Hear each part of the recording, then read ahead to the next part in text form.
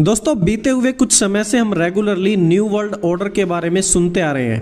New world order और one world religion कि अंतिम समय में पूरी दुनिया में एक धर्म और एक ही सरकार होगी जो कि एंटी क्राइस्ट के आने पर होगा। लेकिन अभी तक ये सब चीज़ें बहुत ही सीक्रेट तरीके से हो रही थी, लेकिन अब सब कुछ आपके सामने खुलेआम होगा। पोस्ट कोरोना भी एक नया वर्ल्ड ऑर्डर नजर आ रहा है। पोस्ट कोरोना भी एक नया वर्ल्ड ऑर्डर नजर आ रहा है। पोस्ट कोरोना के बाद दुनिया में एक नया संबंधों का वातावरण शेप लेगा। हमें तय करना है कि हम वर्ल्ड वॉर के बाद एक मुख्य दर्शक के रूप में बदलती हुई दुनिया को देखते रहे और अपने आप को कहीं एडजस्ट हो सकते तो करने की कोशिश की। हमारे लिए वो कालखंड भी वैसा ही था। लेकिन आज पोस्ट कोरोना जो नया वर्ल्ड ऑर्डर तैयार होगा और होना ही है किस रूप का होगा, कैसा होगा, कौन उसको इनिशिएट करेगा, वो तो वक्त बताएगा। लेकिन दुनिया ने जिस प्रकार से संकट को झेला है, दुनिया इस पर सोचने के लिए मजबूर हुई है और होना है। ऐसी स्थिति में भारत विश्व से कट करके नहीं रह सकता। भारत एक कोने में गुजारा नहीं कर सकता। हमें भी एक मजबूत प्लेयर के रूप में उभरना होगा। नए वर्ल्ड ऑर्डर में भारत को अपनी जगह बनाने के लिए भारत को सशक्त होना पड़ेगा, समर्थ होना पड़ेगा और उसका रास्ता है आत्मनिर्भर भारत। सन 2020 में जो हुआ वो अब हमारी जिंदगी को किस मोड़ पर ले आएगा, उसका हम में से किसी को कोई भी अंदाजा नहीं था। चाइना से कोविड-19 की शुरुआत हुई और कुछ ही समय में पूरी दुनिया इससे परेशान हो गई थी। लोगों को घर से बाहर ना जाने के ऑर्डर दिए गए, कर्फ्यू लगाया गया, लॉकडाउन लगाया गया और लोग अपने घर में बैठे रहे। और देखते ही देखते डिजिटल मार्केट में काफ़ी ज़्यादा उछाल आ गया। ऑनलाइन पेमेंट होने लगी, online food delivery, online cash delivery, online bill payment, online classes, plane में डिजिटल पास होने लगे, डिजिटल टिकट्स वगैरह वगैरह सब कुछ डिजिटली होने लगा। और देखते ही देखते हम सब ने डिजिटल लाइफ को अपनी लाइफ बना लिया। आधार कार्ड, पैन कार्ड सब कुछ लिंक कर दिए गए और अब मिनटों में किसी भी व्यक्ति की डिटेल्स निकाली जा सकती है, इंक्लूडिंग वो कहाँ से हैं, उसके बैंक में कितने पैसे हैं वगैरह वगैरह। अमेरिका में सभी प्रकार की आईडीज़ को डिजिटल कर दिया गया है ताकि लोगों को हाथ में कुछ ना उठाना पड़े। बस आप अपनी फिंगरप्रिंट और आंखों से रजिस्ट्रेशन करें and you are good to go. कोविड-19 के बाद सब कुछ मनचाहा हो रहा है। हम बिल्कुल भी सेफ नहीं हैं और प्राइवेसी तो बिल्कुल ख़त्म हो चुकी है। तो सबसे पहले हमें कंट्रोल किया जाएगा। वो जब चाहे जहां चाहे हमें रोक सकते हैं और कोई प्राइवेसी और प्राइवेट लाइफ नाम की चीज़ नहीं रह चुकी है। दूसरी बात, फ्रीडम ऑफ स्पीच। पहले ऐसा था कि जो चाहे वो इस ग्रुप के खिलाफ आवाज़ उठा सकते थे, लेकिन अब सबसे बड़ी बात यह है कि मीडिया इसके बारे में कोई खबर नहीं दिखाएगी। यूट्यूब ऐसी वीडियोस को बैन कर देती है, फेसबुक, ट्विटर इसे रिमूव कर देते हैं और ओवरऑल सच को दबाया जा रहा है, सच हमारे सामने नहीं लाया जा रहा। पीएम मोदी ने कहा है कि अब कोरोना के बाद न्यू वर्ल्ड ऑर्डर आएगा और भारत भी इसमें शामिल होने के लिए तैयार है। देखिए, उन्होंने साफ साफ कहा है कि पोस्ट कोरोना भी, यानी कि कोरोना खत्म होने के बाद न्यू वर्ल्ड ऑर्डर आएगा और ऐसा बिल्कुल साफ नजर आ रहा है। पोस्ट कोरोना भी एक नया वर्ल्ड ऑर्डर नजर आ रहा है। पोस्ट कोरोना भी एक नया वर्ल्ड ऑर्डर नजर आ रहा है। एक नया वर्ल्ड ऑर्डर नजर आ रहा है। पोस्ट कोरोना के बाद दुनिया में एक नया संबंधों का वातावरण शेप लेगा। दूसरी बात पीएम मोदी ने कही कि कोरोना के बाद पूरी दुनिया में रिश्ते व समझौतों का एक नया वातावरण होगा। मतलब सभी देशों में रिश्ते नाते अच्छे होने लग जाएंगे। तीसरी बात, देखिए, पहले उन्होंने कहा कि नज़र आ रहा है, एक न्यू वर्ल्ड ऑर्डर नज़र आ रहा है, लेकिन बाद में उन्होंने कहा कि ऐसा होना ही है, यह होकर रहेगा ही। पोस्ट कोरोना जो नया वर्ल्ड ऑर्डर तैयार होगा, और होना ही है। और फिर उन्होंने कहा कि यह कहाँ होगा, कौन इसे करेगा, कब होगा, कैसे होगा, ये सब कुछ तो वक्त बताएगा। किस रूप का होगा, कैसा होगा, कौन उसको इनिशिएट करेगा, वो तो वक्त बताएगा। दोस्तों, यह मॉर्गन फ्रीमैन की एक डॉक्यूमेंट्री है जिसमें उन्होंने दुनिया के सभी धर्मों को एक्सप्लेन किया है। और वो जब एक यहूदी रब्बी से बात कर रहे थे कि मसीहा के बारे में, तो उस यहूदी रब्बी ने उन्हें 3 बड़ी और इंटरेस्टिंग बातें कही जो हमें कुछ सोचने पर मजबूर कर सकती हैं। यहूदी यीशु मसीह को मसीहा नहीं मानते, लेकिन वो जिस किसी को भी मसीहा मानते हैं उसकी 3 क्वालिटी इस रब्बी ने पेश की है। They're a Messiah.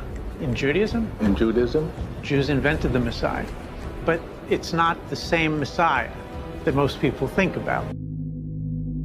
When Christians think of the Messiah, they think of someone who's divine.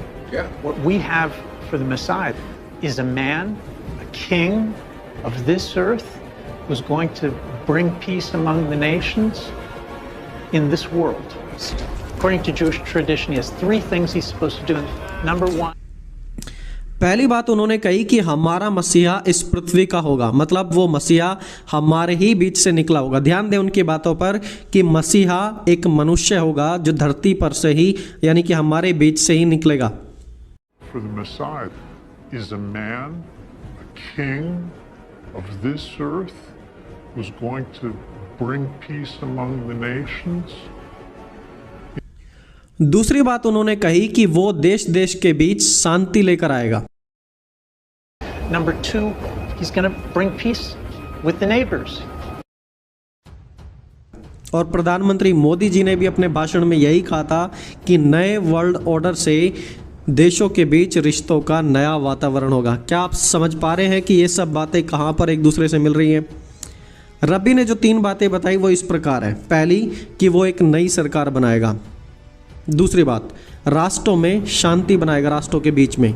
तीसरी बात, वो यहूदियों के लिए एक मंदिर का निर्माण करेगा। और ये तीनों चीज़ें ही एंटी क्राइस्ट पूरी करने का वादा करता है। वो यहूदियों की एक नई सरकार का आयोजन करेगा।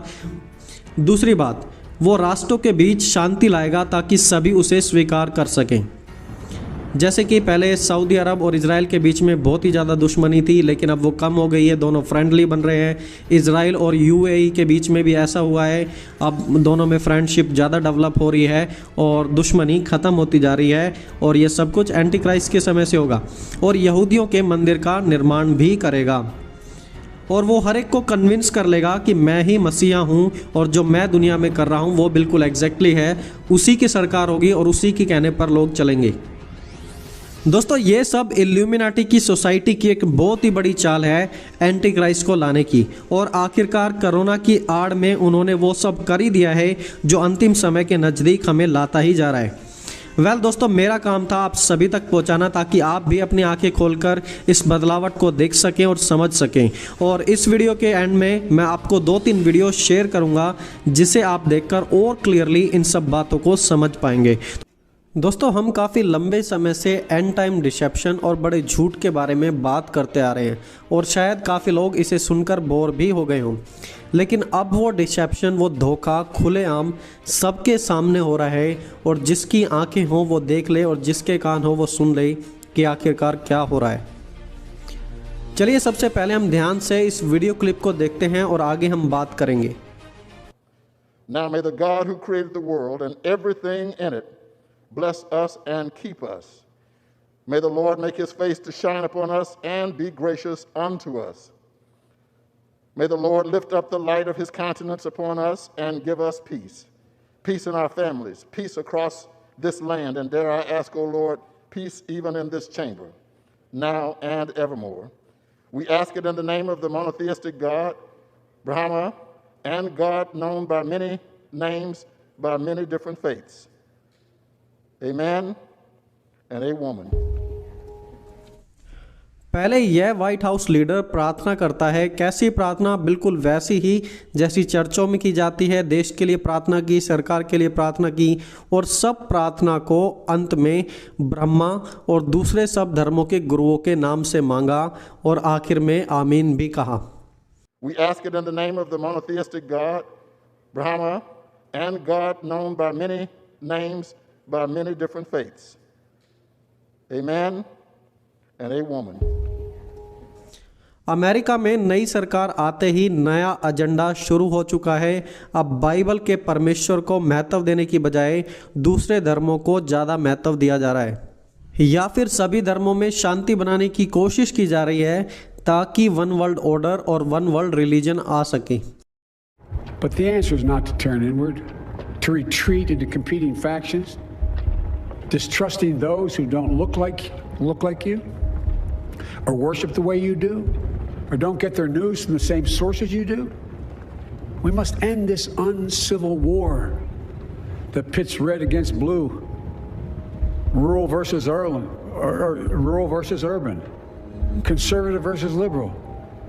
We can do this if we open our souls instead of hardening our hearts, if we show a little tolerance and humility, and if we're willing to stand in the other person's shoes, as my mom would say, just for a moment, stand in their shoes. आज हमें अपने परमेश्वर को घनिष्ठता और काफ़ी नज़दीकी से जानने की कोशिश करनी चाहिए, क्योंकि संसार कहता है कि हम सभी एक ही ईश्वर की आराधना करते हैं। अगर आप अपने परमेश्वर की बातों को अच्छे से जान पाएंगे तो आप इस बड़े झूठ और इस बड़े धोखे से बच पाएंगे जो कहता है कि सभी ईश्वर एक हैं, सभी धर्म एक हैं, पर उनके नाम अलग अलग हैं। आज से पहले कभी किसी ने ओपनली ऐसी प्रार्थना नहीं की जैसी आज की जा रही है, और वो भी अमेरिका के व्हाइट हाउस में खड़े होकर। अब ये लोग प्रार्थना मिक्स कर रहे हैं। ये दिखा रहे हैं कि बाइबल के यीशु, कुरान के मोहम्मद और वेदों के ब्रह्मा और बुद्धा में कोई भी फ़र्क नहीं है, सब बिल्कुल एक हो चुके हैं। और सबसे बड़ा झटका तब लगता है जब पता लगता है कि पोप का भी इसमें एक बहुत ही बड़ा हाथ है। La mayor parte de los habitantes del planeta se declaran creyentes. Esto debería provocar un diálogo entre las religiones. No debemos dejar de orar por él y colaborar con quienes piensan distinto. Confío en Buda. Creo en Dios. Creo en Jesucristo. Creo en Dios, Allah. Muchos piensan distinto, sienten distinto, buscan a Dios o encuentran a Dios de diversa manera. En esta multitud, en este abanico de religiones, hay una sola certeza que tenemos para todos. Todos somos hijos de Dios. Creo en el amor. Creo en el amor. Creo en el amor. Creo en el amor.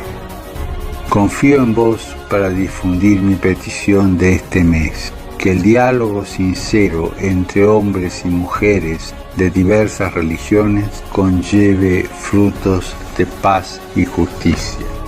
Confío en tu oración. इस video में आपने देखा कि pope भी कह रहे हैं कि हम सभी एक ही परमेश्वर की आराधना कर रहे हैं। बट कैसे हम सभी एक ही परमेश्वर की आराधना कर रहे हैं? मसीहत कहती है कि उद्धार अनुग्रह के द्वारा होता है। हिंदुज़म कहता है कि उद्धार कर्मों के द्वारा होता है। इस्लाम कहता है कि भले काम ज़्यादा होने चाहिए। मसीहत कहती है कि मृत्यु के बाद हम मसीह में सो जाते हैं। हिंदुज़म कहता है कि हम योनि में प्रवेश करते हैं, बर्थ साइकिल होता है, दोबारा जन्म होता है। इस्लाम कहता है कि जब हम अल्लाह के लिए मरते हैं तो जन्नत में रानियाँ मिलती हैं। तो क्या समानता है इनमें? कुछ भी नहीं। और फिर भी बिना सच्चाई जाने हम बात करते हैं कि सभी धर्म बिल्कुल एक हैं।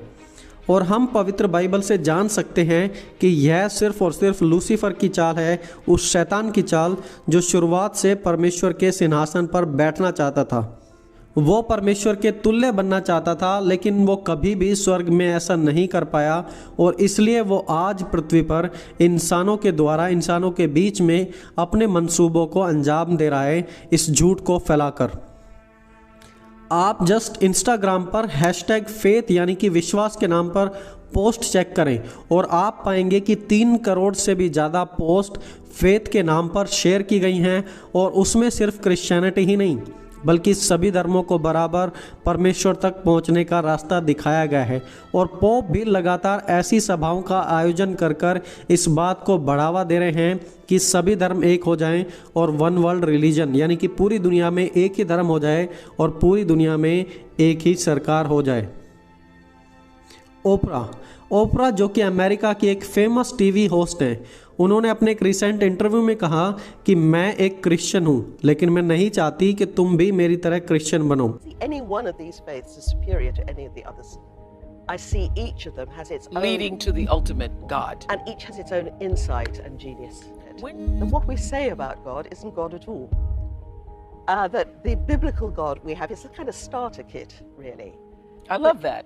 The biblical God is a starter kit. Yes. I love that. और एक बार तो उन्होंने यह भी कह दिया कि Christianity is just a starter kit, मसीहत सिर्फ शुरुआत है और इससे भी बढ़कर कुछ है। यानी कि दूसरे शब्दों में तो कहें तो उनका कहने का मतलब था कि हाँ, मसीहत से अपने जीवन की शुरुआत करो लेकिन मसीहत में बढ़ने के बाद तुम दूसरे धर्मों को भी अपना सकते हो, दूसरे धर्मों के साथ भी चल सकते हो और उनमें भी तुम्हें मसीहत से ज़्यादा कुछ मिलेगा, वो तुम्हें परमेश्वर तक पहुँचा देगा।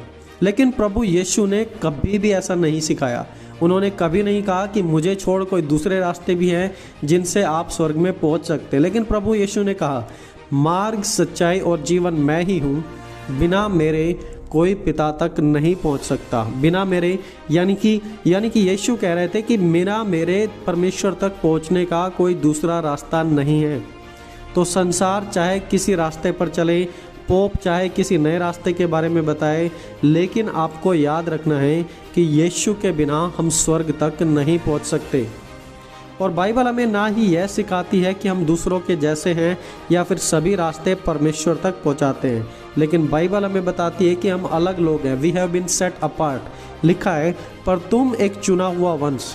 यहाँ पर शब्दों पर ध्यान दें, आप लिखा है, तुम एक चुना हुआ वंश, राजपदधारी, याजकों का समाज, पवित्र लोग और परमेश्वर की निज प्रजा हो, इसलिए कि जिसने तुम्हें अंधकार में से अपनी ज्योति में बुलाया है उसके गुण प्रकट करो। चुने हुए लोगों, याजक लोगों, पवित्र लोगों, परमेश्वर की प्रजा हो और परमेश्वर ने तुम्हें अंधकार में से ज्योति में बुलाया है, इसलिए तुम दुनिया के समान नहीं हो। हम अलग हैं दुनिया से। तुम पहले कुछ भी नहीं थे लेकिन आज परमेश्वर की प्रजा हो। पहला पतरस 2 अध्याय उसका 9 से 10 वचन। दोस्तों, कभी भी किसी के बहकावे, स्पीच, प्रचार या फेमस व्यक्ति की बातें सुनकर यीशु के साथ कभी भी कॉम्प्रोमाइज़ नहीं करना। परमेश्वर के साथ कॉम्प्रोमाइज़ करना यानी कि अनंत जीवन से कॉम्प्रोमाइज़ करना है और वो ही दुष्ट आपसे करवाना चाहता है। लेकिन आप मसीह में बने रहें और अंत तक बिल्कुल खड़े रहें। परमेश्वर में विश्वास रखकर और दुनिया में क्या हो रहा है उन सब चीज़ों को जांचकर उन पर नज़र रखकर मसीह में आगे बढ़ते रहें और परमेश्वर हमारी ज़रूर मदद करेंगे। तो दोस्तों, आज इस वीडियो में इतना ही। बाइबल और मसीहत पर आधारित और वीडियो देखने के लिए आप हमारे चैनल को ज़रूर सब्सक्राइब करें और हमारे परिवार का हिस्सा बनें। दोस्तों, मिलेंगे जल्दी एक और नई वीडियो के साथ। तब तक आप सभी को जय मसीह की दोस्तों।